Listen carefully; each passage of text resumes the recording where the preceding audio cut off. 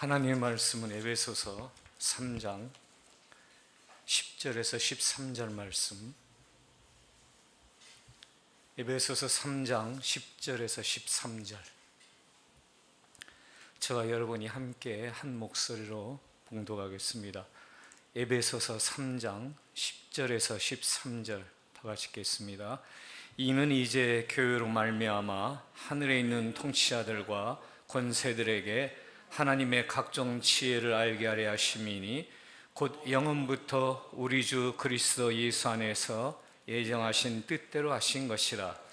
우리가 그 안에서 그를 믿음으로 말미암아 담대함과 확신을 가지고 하나님께 나아감을 얻느니라. 그러므로 너에게 구하노니 너희를 위한 나의 여러 환난에 대하여 낙심하지 말라. 이는 너희의 영광이니라. 아멘. 작년서부터 최근까지 교회에서 있었던 세 번의 장례 이후 여러 생각들과 깨달음이 있습니다. 그것은 교회 또는 가정과 가족, 공동체에 대한 생각들입니다. 교회는 또 하나의 가족으로 요람에서 무덤까지의 평생을, 그리고 죽음 이후의 영원한 삶도 함께하는 하늘의 가족이라고 저는 생각하고 또 그렇게 믿습니다. 하늘 가족인 이 지상 교회는 하나님 나라의 현년이고 핵심이며 하나님 나라의 확장을 위해서 최전방에서 전투하는 전위대다. 그래서 지상교회, 다른 말로 지역교회는 가장 보편적이며 일반적인 성격을 갖습니다. 즉, 특별한 사역만을 위해서 아니면 특정 계층이나 동질 집단만을 위해 세워지지 않았다는 것이죠. 구원받은 하나님의 백성들이 하나님 나라를 향해 가는 가족 생활을 하는 공동체가 교회입니다.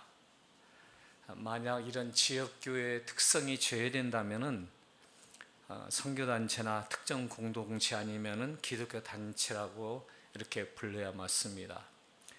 지역교회의 이런 특성 때문에 엄청난 다양성이 교회 안에 존재합니다. 한 사람이 교회에 새롭게 올 때 비유적으로 이렇게 말합니다. 저 사람 솥을 7권이 온다 이렇게 말합니다. 무슨 얘기인지 아시죠?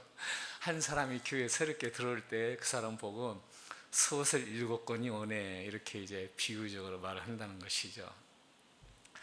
이런 인생들이 모인 지역교회는 뚜렷하게 구별되는 특별한 사역이나 대상을 위해 존재하지 않습니다. 오히려 흔하게 볼 수 있는 평범한 사람들이 모여서 일상에서 겪는 모든 사건과 삶을 나누며 복음 위에서 하나님의 나라를 실습하고 경험합니다. 그 과정에서 온갖 지지고 볶는 여러 가지 경험을 하고 사건이 생기게 됩니다. 그래서 저는 지역교회에서 가장 중요한 것이 바로 관계와 교제라고 이렇게 생각을 합니다. 교회가 공동체라는 뜻은 바로 이런 의미를 그 중심에 두고 있어요. 특정한 사역이나 대상만을 위한 모임이 아니기 때문에 다양성은 엄청난데 일치가 굉장히 어렵습니다. 그래서 지역교회가 추구하는 비전과 사역의 효율성도 그다지 높지 않습니다. 차라리 선교단체나 특정한 공동체가 어떤 사역 같은 그 효율성은 굉장히 높습니다. 그러나 만약 우리가 이제 비전과 사역의 효율성을 중시한다면 보편적인 지역교회로 존재할 수 없고, 그런 경우는 특정한 기독교 단체나 공동체로 사역하는 것이 맞습니다.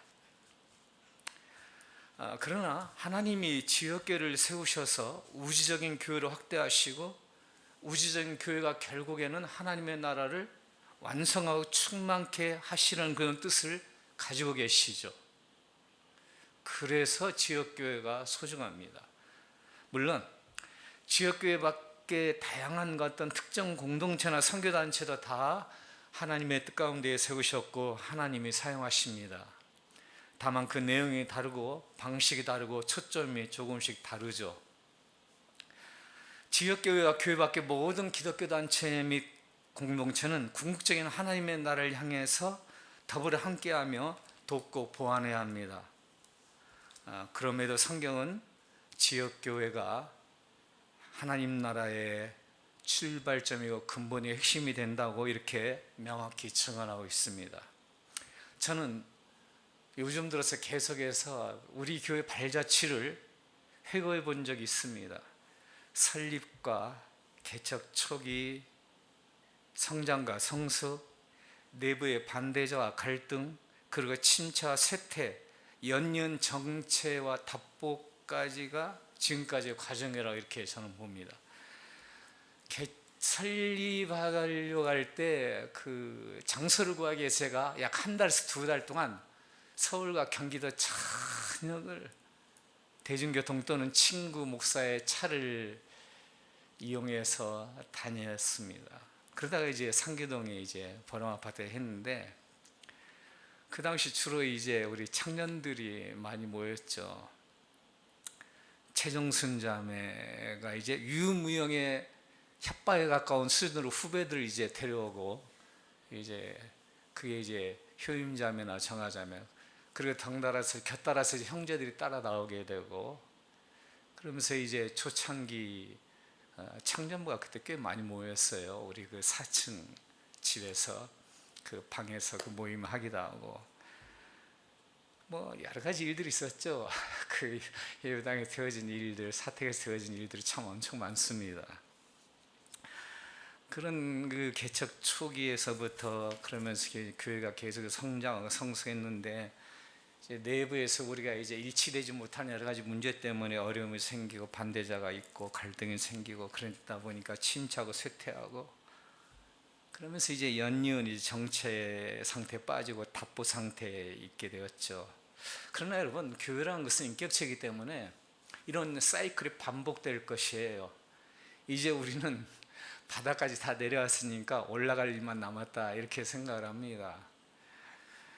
그러나 어떤 과정을 거치든 우리는 성경이 말하는 교회를 바르게 알아야 됩니다. 성경이 말하는 교회가 무엇이냐, 교회의 정의가, 또 교회의 정체성과 본질이 무엇이냐, 이걸 먼저 우리가 명확히 성경적으로 규명을 해야 그 다음에 교회의 방향성을 결정하고 사명을 우리가 정할 수가 있는 것입니다. 그렇게 할 때 비로소 마지막으로 교회의 사역이 확정이 되죠. 이런 이유 때문에 제가 개척 초기 몇 년 동안 연말연시에 교회에서 가장 중요한 행사를 가졌던 게 뭐예요? 교회론 세미나. 수년 동안 줄기차게 했습니다. 교회론 강의에 불참하면은 어떤 직분에도 세움을 받을 수 없었고, 그렇지는 않았지만은 마치 우리 교인이 아닌 것처럼 취급당할 가능성이 참 많았습니다. 교회론 세미나가 그렇게 중요했어요. 그래서 우리 교회의 교회론과 우리 교회가 걸어왔고 살아온 삶이 한데 어울려서 교회 역사를 만들죠. 교회가 자신이 걸어왔던 역사성을 부인하거나 배격한다는 것은 스스로 뿌리를 뽑는 것과 똑같습니다. 근본 교리의 문제가 아니면 붙들고 전승해야 하죠. 역사의 뿌리를 지켜나가면서 동시에 그 시대와 문화를 위한 효과적인 전도와 선교를 위해서 우리가 창의력을 가지고 세부적으로 이제 우리가 실천해야 될 사역들을 변화시켜 나가는 이런 이제 그런 지혜, 그런 적응력이 필요합니다. 그러나 근본이 변질되면은 뿌리가 뽑힌 교회가 되고, 또 전통 고수만 고집하면은 열매 없는 잎만 무성한 나무가 됩니다.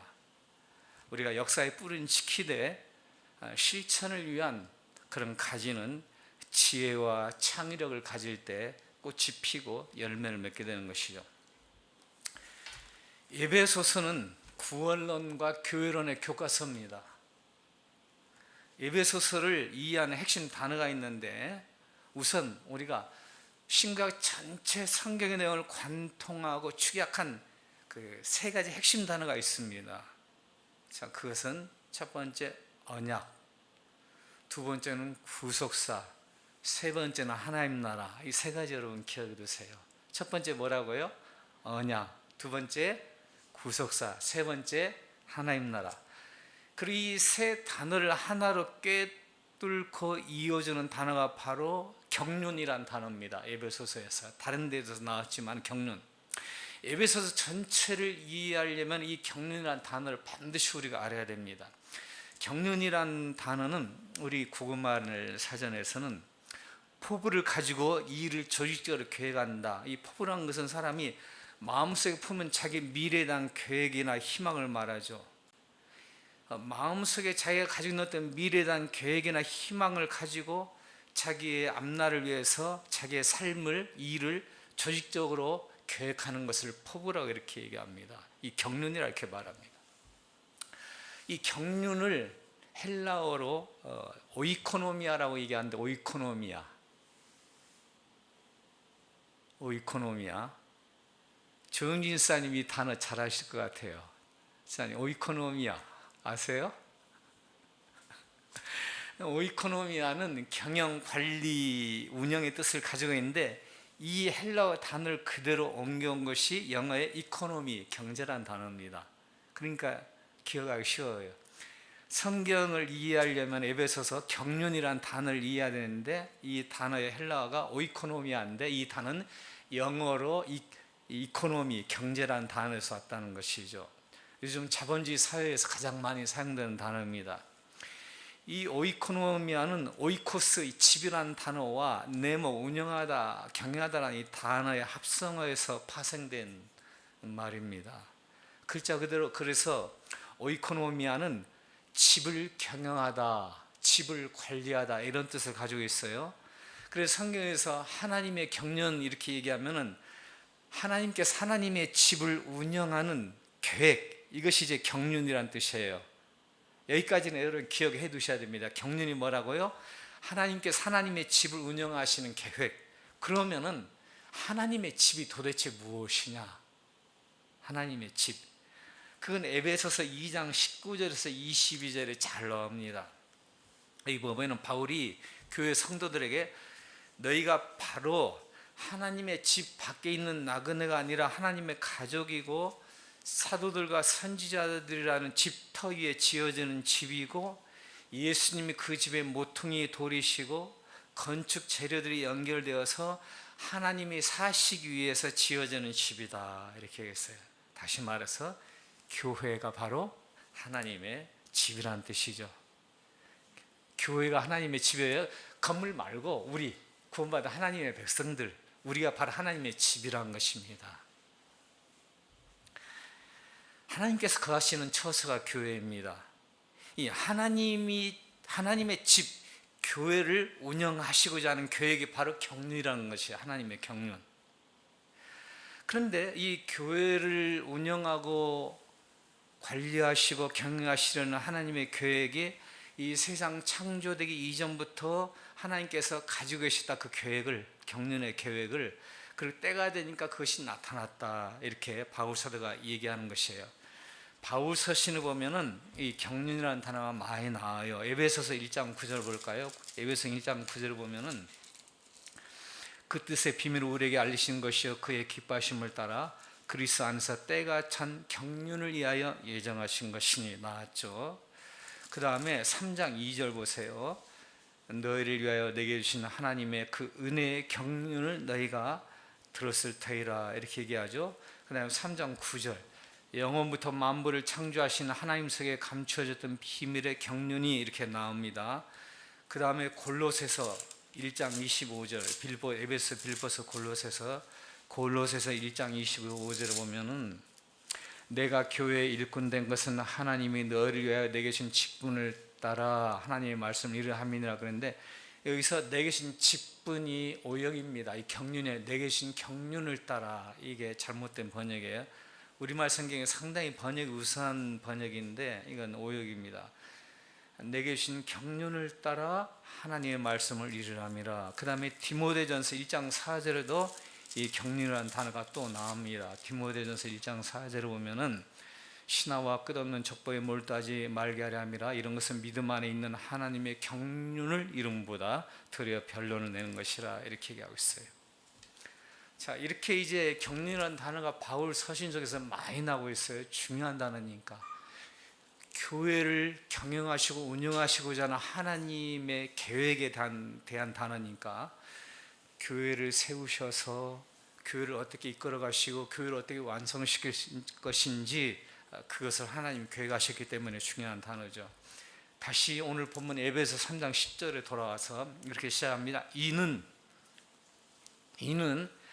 이것은 앞부분을 이어주는 접속사로 앞문장과 동일한 의미에서 이런 뜻을 가지고 있어요. 그럼 앞문장이 어떤 내용이냐면 이제 7절, 8절, 이제 9절의 내용인데, 바울 사도 자기 자신에게, 개인에게 사도와 선교사의 직분과 사명을 맡기신 목적이 뭐냐? 그걸 이제 바울 사도가 8절, 9절을 이제 얘기하는 거예요. 그것은 첫 번째는 측량할 수 없는 그리스도의 풍성함을 이방인에게 전하게 하시고, 두 번째 목적은 영원부터 만물을 창조하신 하나님 사이에 감춰져 있던 비밀의 경륜이 어떤 것인지 드러나게 하시고, 두 가지를 위해서 자기를 하나님이 직분자를 세우시고 사명을 맡기시다는 거예요. 첫 번째는 복음 전도, 선교 사명을 위해서 예수 안 믿는 사람들. 두 번째는 교회를 통해서, 자기를 통해서 하나님이 교회를 세우시고 교회가 얼마나 하나님의 그 신비한 비밀을 가진 예수 그리스도의 복음을 가지고 있는 공동체인지 그걸 드러내기 위해서 하나님이 자기를 사명자로 부르셨다, 이렇게 얘기하는 거예요. 이처럼 바울뿐 아니라 교회를 세우실 목적도 똑같다. 교회가 복음을 전파하고 교회가 가지고 있는 그 복음이 얼마나 신비하고 놀라운지를 세상 사람들을 드러내기 위해서 하나님이 교회를 세우셨다, 이렇게 얘기하고 있어요. 그래서 첫 번째로 생각할 사실은 교회의 본질, 정체성 또는 사명과 목적, 뭐 이렇게 다 같은 단어인데 생각해 보겠습니다. 교회로 말미암아 하늘에 있는 통치자들과 권세들에게 하나님의 각종 지혜를 알게 하시로, 이렇게 얘기합니다. 창세전부터 감추어졌던 비밀의 경륜인 하나님의 신비한 비밀인 복음과 예수 그리스도를 드러내는 존재를 바울은 교회라고 이렇게 강조합니다. 교회가 구원의 비밀인 예수 그리스도의 복음을 펼치는 유일한 하나님의 도구이며 통로란 것입니다.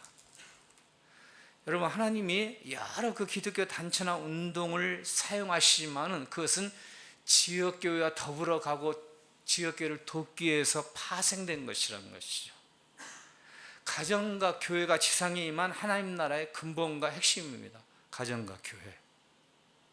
그래서 오늘 본문에서 교회로 말미암아 이렇게 얘기했어요. 교회가 바로 그 복음을 전파하고 하나님의 비밀인 예수 그리스도를 세상에 증거하는 하나님의 통로와 도구가 된다는 것입니다. 심지어는 이 교회가 하늘에 있는 통치자들과 권세들에게, 성경에 이제 하늘이란 단어가 나올 때 서너 가지 의미가 있어요. 첫 번째는 이 자연의 하늘, 영어로 말하는 스카이입니다. 두 번째는 우주적인 공간, 코스모스. 세 번째는 하나님의 보좌가 있는 그 천상의 공간, 혹은 영적 존재들이 활동하는 영역, 헤븐. 보통 이렇게 이제 성경에서 하늘이라는 단어를 말할 때 이렇게 구분을 하는데, 오늘은 마지막 부분이에요. 마지막 의미로 이 하늘이라는 단어를 쓰고 있어요. 전반적인 영적인 세계. 그러니까 여러분, 교회가 이 복음을 전파하고 예수 그리스도를 증거하는 이 사역을 통해서 이 시대와 지역사회뿐 아니라 하늘에 있는 영적인 존재들, 천사나 심지어는 마귀들까지라도 하나님이 하시는 역사를 알고 보게 된다는 것이에요.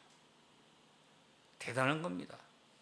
여기 통치자들과 권세들은 같은 의미예요. 이건 단어만 다르게 썼지, 뭐 통치자, 권세자, 주권자, 통치권을 가리키는 그런 단어들이에요.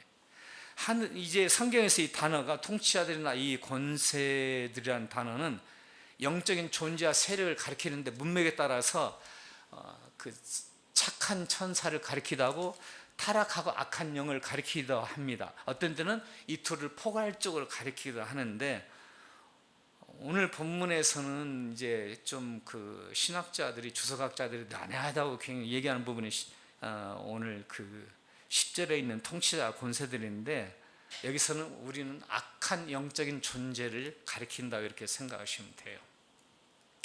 이 하늘에 있는 영적인 존재들인 악한 그 영들, 마귀, 사탄들에게 하나님께서 하나님이 계획하신 그 구원의 복음이 얼마나 신비하고 예수 그리스도가 놀라운지 교회를 통해서 하나님이 드러내길 원하신다는 것이에요. 그러면서 그걸 보면서, 이야, 하나님의 지혜가 참으로 놀랍다. 각종 지혜. 이 각종이라는 단어는 신약성에서 여기에 딱 한 번 나오는데 아주 다채롭다, 이런 뜻을 가지고 있어요.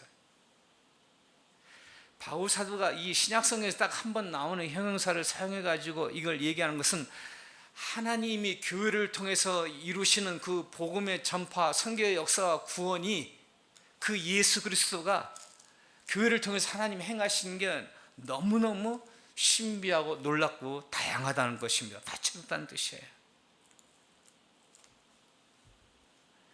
그렇기 때문에 이 타락한 악한 천사들, 마귀와 사탄까지도 감히 헤아릴 수 없는, 왜냐하면 그들은 아담과 하와가 타락하고 죄를 지었을 때, 하나님이 그들을 추방했을 때 이제는 끝이다 생각한 것이에요.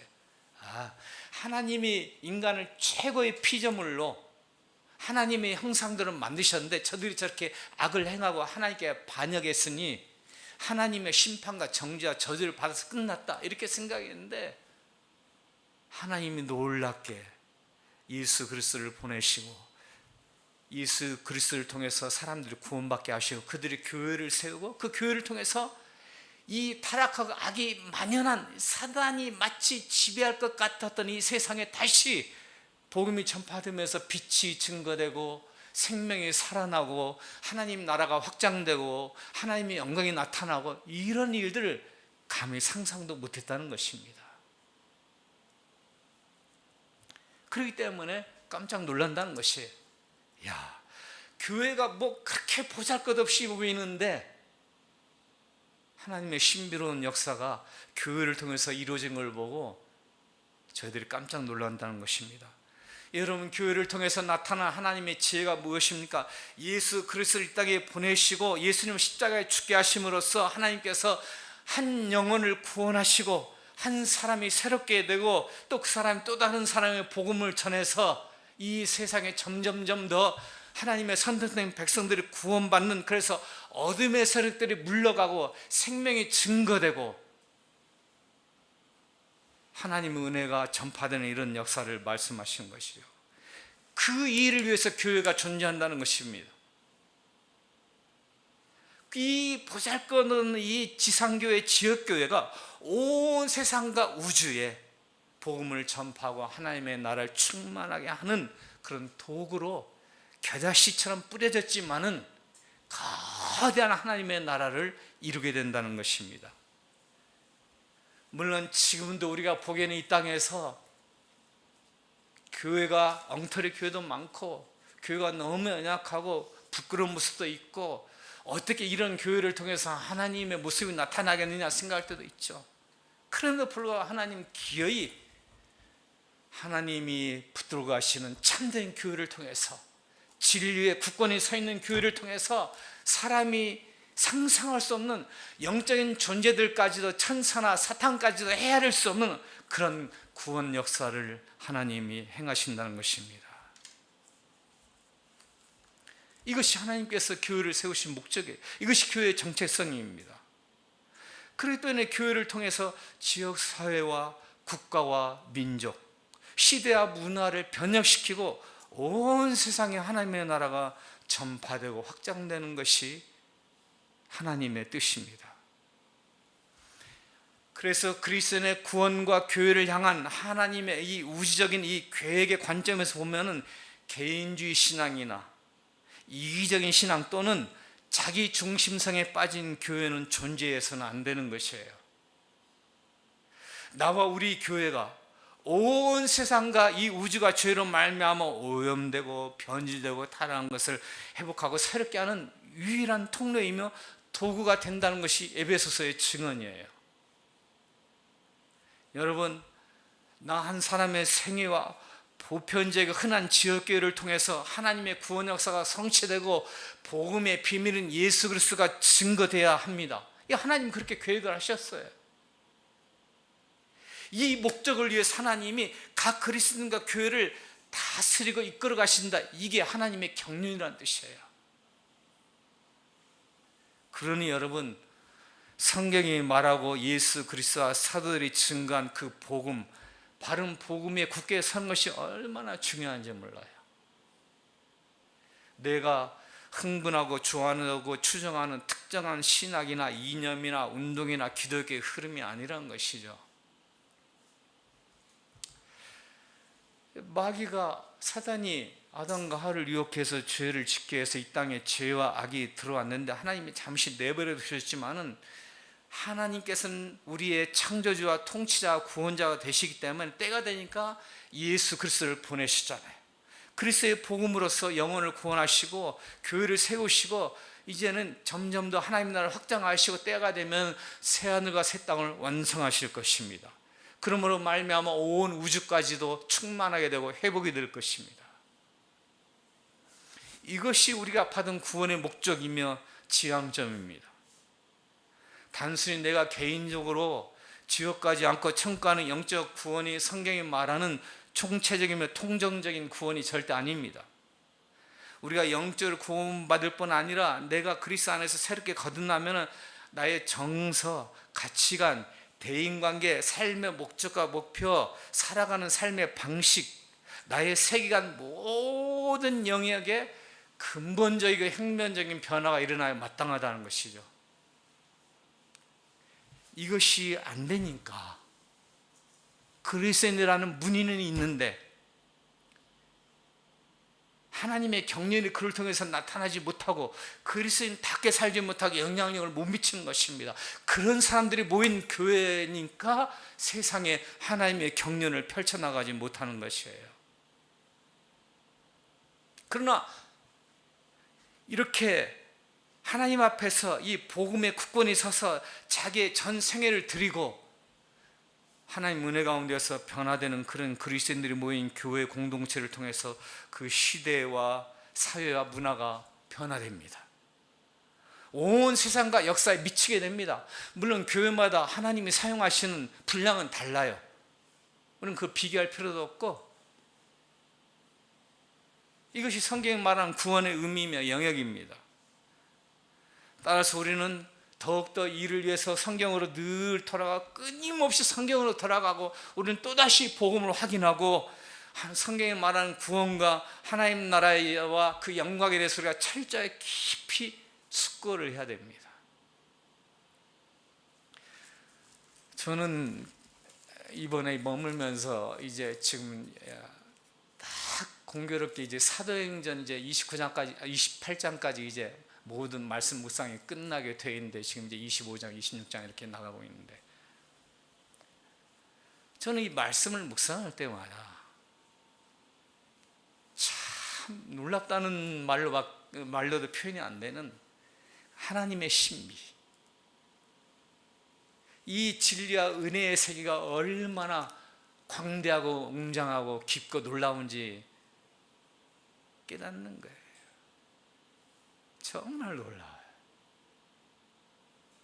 이 말씀 앞에서 말씀을 대할 때마다 말씀 앞에서 내가 굴복하지 아니할 수가 없어요. 그러나 우리가 이 복음을 우리가 소중히 여기지 아니하고 이 복음을 외면하고 우리가 심리학이나 상담이나 인문학이나 환경운동이나 공동체가 성경의 가치보다 우선되거나 동등되게 여겨지면 이건 주객이 바뀐 것이죠. 본말이 바뀐 것이에요. 성경과 복음을 우리가 수단으로 사용하는 오류가 발생할 수 있어요. 우리가 구원의 복음을 우리가 소홀히 하고 구원의 감격이 사라지고 영혼 구원의 열정도 없다면 아무리 고상한 운동이나 비전을 말해도 우리는 무너집니다. 그냥 쉽게 말하면 내 심령에 우리 교회 안에 하나님의 은혜가 날마다 풍성하고 새로워지지 아니하는데 무엇을 할 수 있겠냐는 것이에요. 이것은 선택적인 문제가 아니에요. 제일 두려운 게 여러분, 돈 없거나 몸이 아프거나 뭐 노후가 아니라, 자녀 문제가 아니라 나와 하나님과의 개인적인 교제가 메마르고 하나님의 은혜가 사라지고 영적으로 죽는 이것이 가장 두려운 일이에요.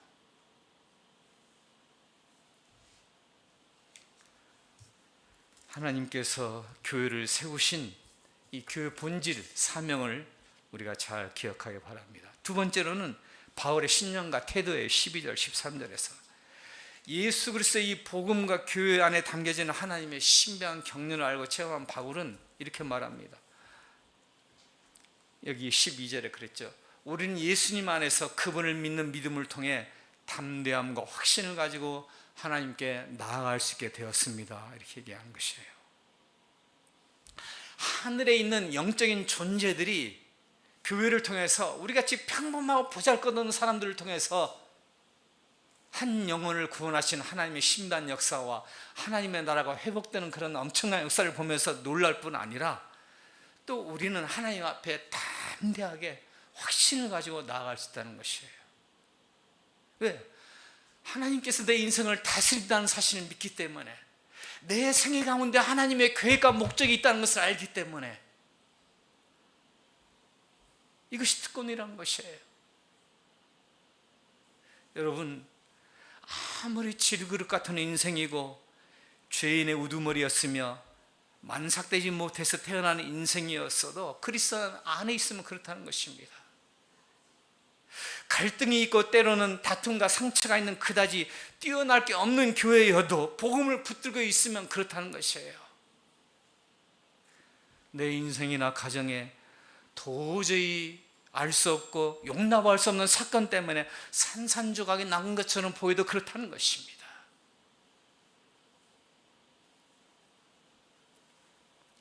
(13절) 그러므로는 오늘 이 단락의 결론에 해당이 됩니다.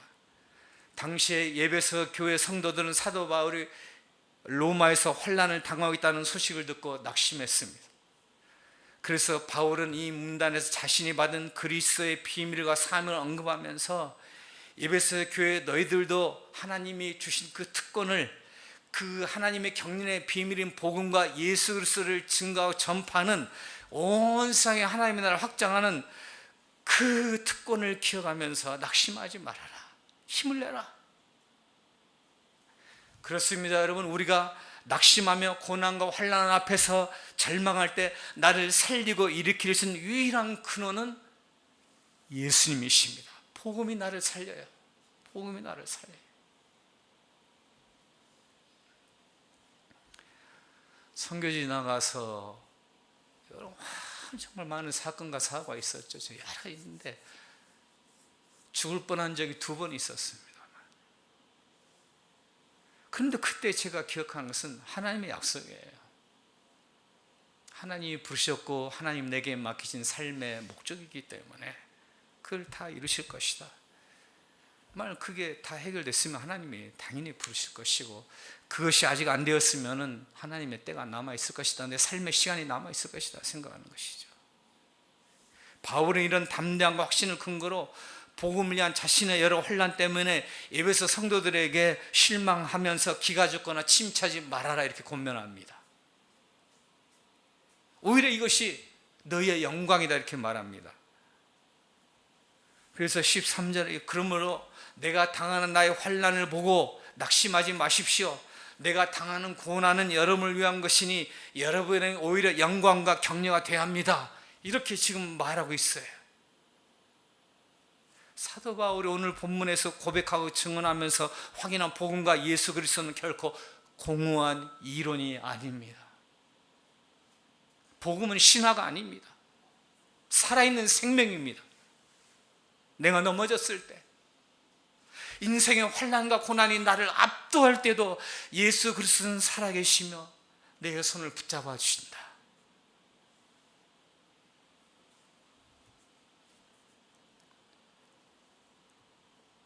우리가 얼마나 이 땅에 살면서 더 많은 고난과 환난을 당해야 우리의 인생이 끝날까요? 그건 몰라요. 우리 앞날에 또 무슨 사건이 또 기다려 있을까요? 그것도 몰라요. 한 가지 아는 것은 하나님은 살아계시고 하나님이 우리 인생과 우리 교회를 붙들고 가신다. 나와 우리 교회를 통해서 하나님의 경륜을 이루시기를 원하신다. 우리 인생은 설명되어서 살아가는 것이 아니라 하나님이 함께 하시기 때문에 살아가는 것입니다.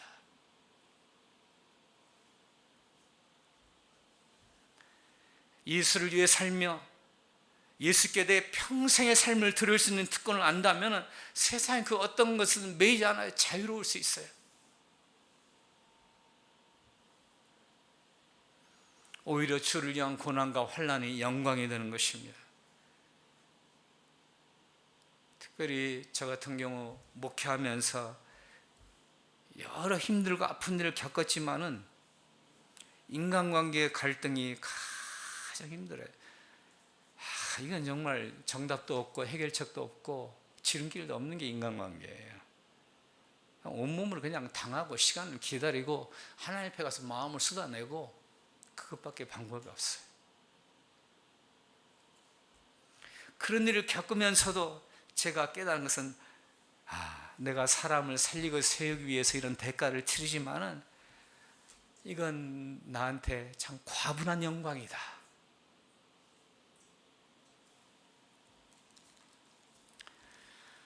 오늘 우리가 주일 예배를 드리는 것은 우리만의 잔치를 위한 것이 아닙니다. 세상을 구원하고 하나님의 나라를 확장하는 사명을 위해서입니다. 그렇다면 우리가 다시 복음으로 돌아가야 됩니다. 내가 먼저 참된 예수님의 제자로 살아야 됩니다. 한 영혼을 구원하고 한 사람을 똑같이 영향을 끼쳐서 그 사람을 주님의 제자로 세우는 이 삶에 우리 평생의 삶과 모든 것을 드릴 수 있어야 돼요. 정말 여러분 한 영혼 구원하고 한 사람만 세우세요. 그러면 우리가 100% 우리의 사명을 다 감당한 것입니다. 목회자도 이거 쉬운 일이 아니에요. 여러분 많이 이렇게 목회할 수 있지만은 전적으로 내 생애를 통해서 한 영혼을 온전히 복음을 통해서 구원하고 그 구원받은 영혼을 그리스도의 참 제자로 세우는 것은 한 명 이상 가능하지 않아요.